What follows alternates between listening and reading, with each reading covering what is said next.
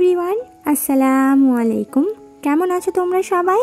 আশা করছি তোমরা সবাই খুব ভালো আছো, সুস্থ আছো। আলহামদুলিল্লাহ, আমরাও বেশ ভালো আছি।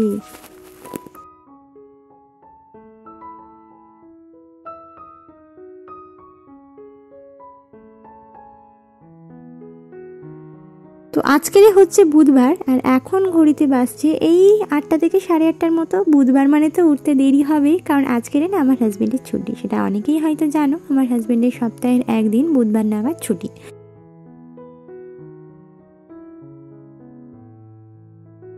সেই কারণে উঠবো করে এই 8টা নাগাদ মতোই বেজে গেছি। তো উঠে কিন্তু আমি ঘরদোরগুলো সব থেকে প্রথমে ভালোভাবে ঝাড়ু দিয়ে নিয়েছি, নিয়ে তারপরে ফ্রেশ হয়ে নিলাম। আর সেই সাথে জামা কাপড়গুলো কিছু ছিল সেগুলো কাচাকুচি করেছি। বেশি জামা কাপড় ছিল না, জাস্ট মেয়েরই কটা কাঁথা ছিল, সেগুলোকে একেবারে কাচাকুচি করে একেবারে নিজেকে ফ্রেশ করিয়ে নিয়ে আর সেগুলোকে ছাদে দিয়ে এসে এই যে একবারে নাস্তা রেডি করতে আসলাম। তো এসেই সব থেকে প্রথমে গ্যাস ওভেনটাকে পুছে নিলাম।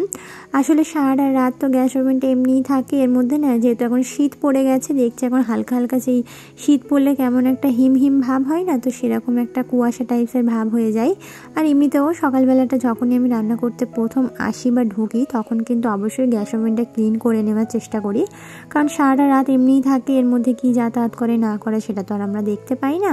তো বলা তো যায় না এর মধ্যে কোনো পোকামাকড় কিছু গেছে। আর যেহেতু আমরা মাঝে মধ্যে আমাদের একটা অভ্যাস যে আমরা হাতা খুন্তি সেগুলো তো গ্যাসের ওপরেই রেখে থাকি, তো সে কারণে চেষ্টা করি গ্যাস ওভেনটাকে ক্লিন করে তারপরে রান্নাবান্নাটা স্টার্ট করতে। যদিও রান্নাবান্না শেষে ক্লিন করি, তবুও। তো আজকের এই যে হাজবেন্ডের আনা মানে মঙ্গলবার রাত্রেবেলা উনি যখন হাফটা পান, বা আমাদের যেটা বেতন যেটাকে বলা হয়, সেই বেতনটা পাওয়ার পরে উনি আসার পথে কিন্তু এই যে প্রত্যেক সপ্তাহে রুটি এবং বাটার, তারপরে কিছু নাস্তা অলরেডি ওখানে মানে আসার পথে নিয়ে চলে আসেন। তো সে কারণে রুটি নিয়ে এসেছেন, বাটার নিয়ে এসেছেন। তো ভাবলাম ব্রেড বাটার দিয়ে চাটা তো আমি খাবো। সেই সাথে চা খাবার দুধটাও কিন্তু শেষ হয়ে গেছিলো, তো সেই দুধটাও আনতে দিয়েছি। তবে জানি না দুধটা এমনই, চায়ের মধ্যে যতটাই দিচ্ছি না কেন কোনো কালার আসছে না। ডেট ছিল, এমন নয় যে ডেট ফেল হয়ে গেছে, ডেট ছিল, তবুও জানি না কেন কেমন একটা দানা দানা ভাব হয়ে গেছে দুধটা, আর সেই সাথে কিন্তু কালারই আসছে না। তো ওই কালো চা দিয়েই আজকের চাটা মানে নাস্তাটা করতে হলো, কি আর করা যাবে। তো যাই হোক, ভিডিওটা শেষ পর্যন্ত দেখতে থাকো। আশা করছি প্রত্যেক দিনের মতো আজকের ব্লগটাও তোমাদের কাছে ভালো লাগবে। আর গতকালকে ব্লগ দিতে পারিনি, তার কারণ ছিল যে কালকের একটা এক্সট্রা কাজ করছিলাম, যে কারণে আর কি ভিডিও দিতে পারিনি। এক্সট্রা কাজটা কি সেটা তো তোমরা কালকের ব্লগে দেখতে পাবে। তো আমার মায়ের জন্য একটা সালোয়ার স্টিচের কাজ ছিল, মানে আমার মা দিয়েছিলেন, তো সেটাই স্টিচ করছিলাম বলে আর কি কালকেতে সন্ধ্যে থেকে আর ব্লগিং এডিটিং করার সময় পাইনি, সেই কারণে ভিডিও দিতে পারিনি। তাই বুধবারের ভিডিওটা তোমরা শুক্রবারে পাচ্ছ। তো যাই হোক, সেই সালোয়ারটা পুরোপুরি কমপ্লিট হোক, তারপরেই তোমাদের সাথে শেয়ার করব। আসলে কোমরের যে ইলাস্টিক সেটা কিন্তু অর্ডার করা ছিল, তো সেটা এসে যাবে, ওটাকে ফিটিংস করে তারপর তোমাদের সাথে শেয়ার করব। তো দেখতে থাকো ব্লগটা, আশা করছি তোমাদের ভালো লাগবে। আর ভালো লাগলে অবশ্যই আমার চ্যানেলটাকে সাবস্ক্রাইব করে বেল আইকনটা প্রেস করে দেবে।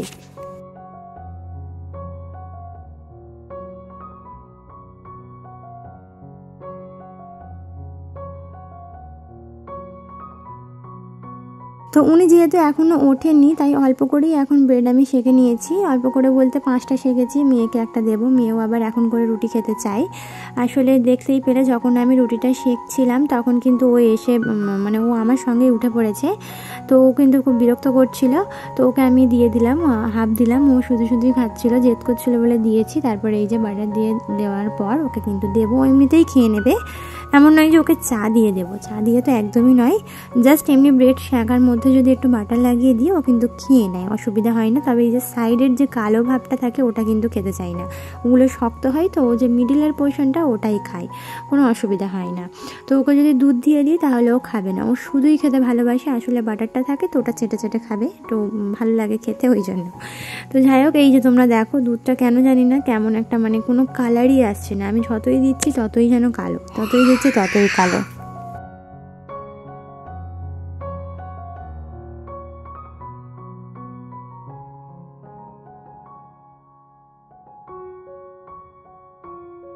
এই যে নাস্তা শেষ করার পর সব থেকে মেন যে কাজটা করব সেটা হচ্ছে কম্বলটা রোদে দেবো, কারণ ভোরের দিকে দেখলাম এত পরিমাণে ঠান্ডা লাগছে, রাতের দিকে অতটা ঠান্ডা না লাগলেও ভোরের দিকে কিন্তু বেশ ভালোই ঠান্ডা লাগছে জানো তো। সে কারণে হাজব্যান্ডকে দিয়ে কালকের রাত্রেবেলায় আমি এই যে কম্বলটা আমার সামসেটের ওপরে তোলা ছিল, পেরে রেখেছিলাম, সেটাকেই সকালবেলা এই যে খুলে এখন ছাদের মধ্যে দিয়ে আসবো। আমি বিছানাটাও কিন্তু ছাদের মধ্যে দিয়ে এসেছি, সে কারণে অন্য বিছানা পাতা আছে, তোমরা দেখতেই পাচ্ছ বিছুন পাতা আছে। তো এখানে কিন্তু কম্বলটাকে বার করে নিচ্ছি, নিয়ে কিন্তু রোদ্দুরে আমি দিয়ে আসবো, তবেই কিন্তু ইউজ করা যাবে। কারণ এভাবে একটা বছর তো তোলা ছিল, রোদ্দুরে না দিয়ে তো মানে কোনোভাবেই ইউজ করা যাবে না। আর আগের বছরে কম্বলটা কাঁচা হয়েছিল, সে কারণে কিন্তু একদমই চকচকে রয়েছে। মানে এই কম্বলটাই কিন্তু আমার বাপের বাড়ি থেকে দেওয়া হয়েছিল। আর এত বেশি গরম লাগে কম্বলটা, মানে এই এই জাতের কম্বলগুলো কিন্তু এরকমই। আমার মেয়েরও একটা আছে, যেটা তোমরা হয়তো ওকে দেখেছো বা ভিডিওতে দেখেছো, ওটাও কিন্তু ভীষণ গরম হয়, দেখতে পাতলা হলেও কিন্তু এগুলো ভীষণ গরম হয় আর সেই সাথে অনেক আরামদায়ক। তো যাই হোক, এখানে এই যে দেখো ছাদের মধ্যে চলে এসেছি। তো জামা কাপড় তো অলরেডি অনেকগুলোই আছে, যেগুলো আমি কাচাকুচি করেছি সেগুলো তো ছাদের মধ্যে রয়েছে। বিছানাটাও সরিয়ে দিলাম, দিয়ে কম্বলটাকে একেবারে ভালো করে এখন আমি রোদ্দুরে দিয়ে দেবো।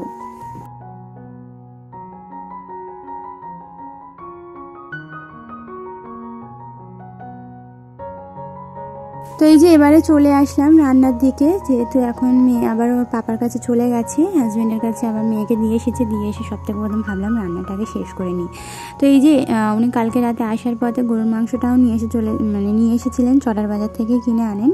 তো ওখান থেকে আসার পথে খাবার দাবার সাথে এই যে মাংসটাও ছিল বলে, মানে দোকানে ছিল বলে উনি আসার পথে নিয়ে চলে এসেছেন। আর চটার বাজারে বা চটার ওদিকের গরুর মাংসটা ভালো হয়, আর আমাদের এইদিকে গরুর মাংস খুব একটা ভালো হয় না। তো ওখান থেকে উনি নিয়ে আসেন। তো এই যে এখানে কাটাকুটি করেই নিয়ে এসেছেন। তো আমি কিছুটা রেখে দেবো আর কিছুটা রান্না করবো, এত তো আর রান্না করা যাবে না। তো দেখলাম বেশ মাংস মতোই রয়েছে, তো যেটুকু মাংস মতো আছে সেটুকু আমি কাবাবের জন্য কিছুটা রাখবো, আর কিছুটা আরেকদিন রান্না করার মতো রেখে দেবো, আর বাকিটা রান্না করব। তো এই যে তার সাথে কিন্তু বাঁধাকপি, আর এখানে কিন্তু মানে আমি যে স্কুলে ভাত আনতে গিয়েছিলাম, আমাকে তো স্কুলে ভাত আনতে যেতে হয় মেয়ের ভাতটা, তো সেখান থেকে আসার পথে একটা সবজিওয়ালার কাছ থেকে আমি এই যে বাঁধাকপি, টমেটো, শসা নিয়ে এসেছি। কারণ বাঁধাকপি দিয়েই গরুর মাংসটা রান্না করবো, আমার হাজব্যান্ডের ফেভারিট বলতে পারো। তো সেই কারণে ভাবলাম বাঁধাকপি দিয়েই গরুর মাংসটা রান্না করা যাক, সেই কারণে নিয়ে এসেছি। আর এই যে এখন গরুর মাংসটাকে আলাদা আলাদা করে নিচ্ছি।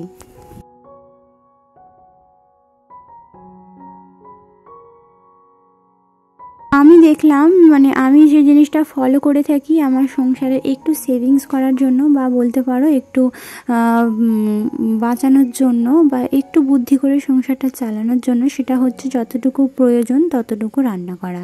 আসলে ব্যাপারটা কি হচ্ছে বলো তো, যে আমি দেখছি যখন আমি একটা জিনিস ডেলি বেসিসে করতে থাকছি, অর্থাৎ সংসারের কাজ বা সংসারে রান্না বান্না করতে থাকছি, তখন কিন্তু আমার মাথার মধ্যে এমনিতেই এসে যাবে যে আমার সংসারে কতটা পরিমাণ প্রয়োজন পড়ছে। মানে রান্নাটার ক্ষেত্রেও বলছি যে এতটুকু রান্না করলে আমার বোধহয় দুবেলা হয়ে যাবে।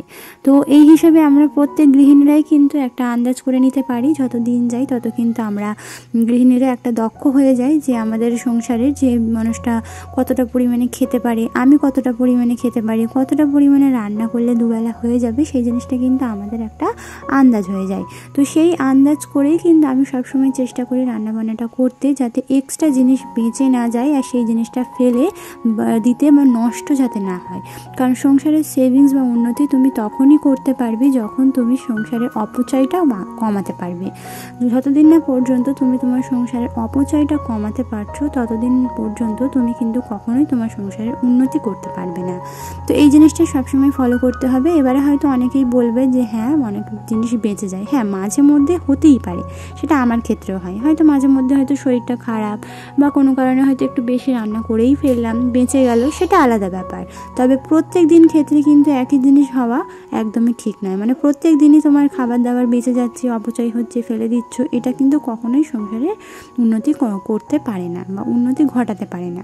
তো সেক্ষেত্রে তোমাকে ফলো করতে হবে যে তোমার সংসারে কতটা পরিমাণে জিনিস প্রয়োজন পড়ছে, কতটা পরিমাণে রান্না করলে তোমার সংসারে হয়ে যাবে, সেই পরিমাণ অনুযায়ী একটা রান্না করা, আন্দাজ করে রান্না করা। বিশেষ করে এই আন্দাজ জিনিসটা তুমি যখন বুঝতে পেরে যাবে না, তখন দেখবে তোমার সংসার কতটা সুখের হয়ে গেছে, আর সেই সাথে কতটা পরিমাণে তোমার সংসারে তুমি সেভিংস করতে পারছো।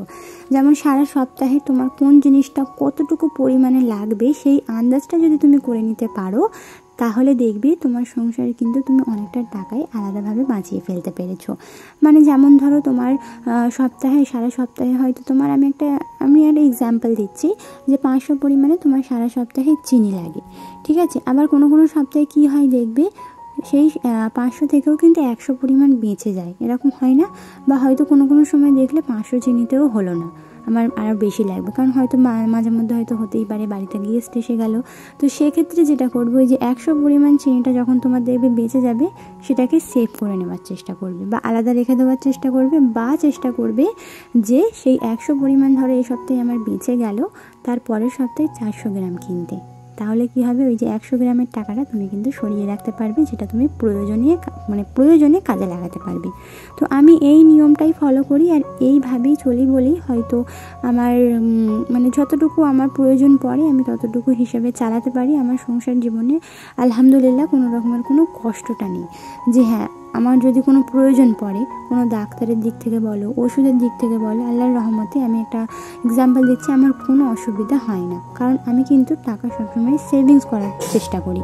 টাকা সেভিংস করা মানে কিপটামি নয়, টাকা সেভিংস করা হচ্ছে বুদ্ধিমানের কাজ। যারা বলো না যে এটা কিপটামি বা তুমি খুব কিপটে, অনেকেই আমাকে এর আগে অনেক ভিডিওতে কমেন্ট করেছে যে দিদি তুমি খুব কিপটে, এত অল্প রান্না করো, এত অল্প জিনিস রেখে দাও, বাঁচিয়ে দাও। তো কী করবো, আমার যতটুকু প্রয়োজন আমি ততটুকুই তো রান্না করবো। আমি অযথা এক গাদা করে বেশি করে রান্না করে তোমাদেরকে শুধু দেখানোর জন্য আমি অনেক করে রান্না করব, আর পরবর্তীতে সেই জিনিসটা আমাকে ফেলে দিতে হবে, নষ্ট করে দিতে হবে, এটা তো ঠিক না বলো? তাহলে আমার সংসারে যতটুকু প্রয়োজন হবে আমি তো সেই অনুযায়ী সংসারটা চালাবো।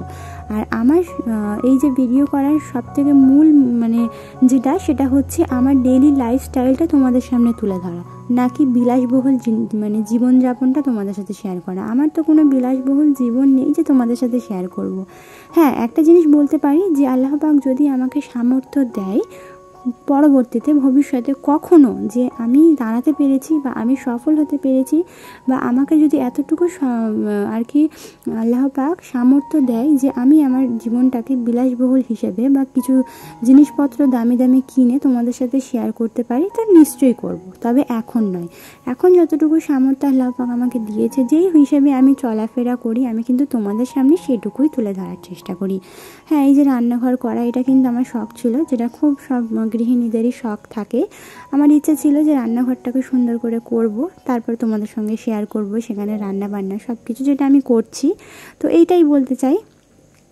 তো যাই হোক, অনেক বকবক করে ফেলেছি। তো এখানে কিন্তু ভিডিও শেষে চলে এসেছি, রান্নাবান্না শেষ করে খাওয়া দাওয়া করে একটা পার্সেল অর্ডার করেছিলাম, তোমাদেরকে বললাম আজকের এই পার্সেলটা এসে গেছে। তো ভাবলাম তোমাদের সাথে এই ভিডিওতেই শেয়ার করে দিই, যাতে গত ভিডিওতে এটা ইউজ করাটা দেখাতে পারি।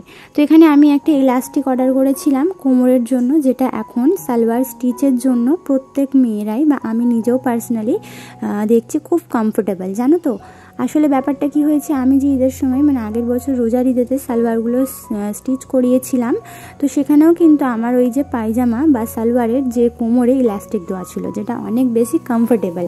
তো সে কারণে দেখলাম এখন প্রায় সবারই আবদার যে ইলাস্টিক দেওয়াই পায়জামা বা সালোয়ার পরবে।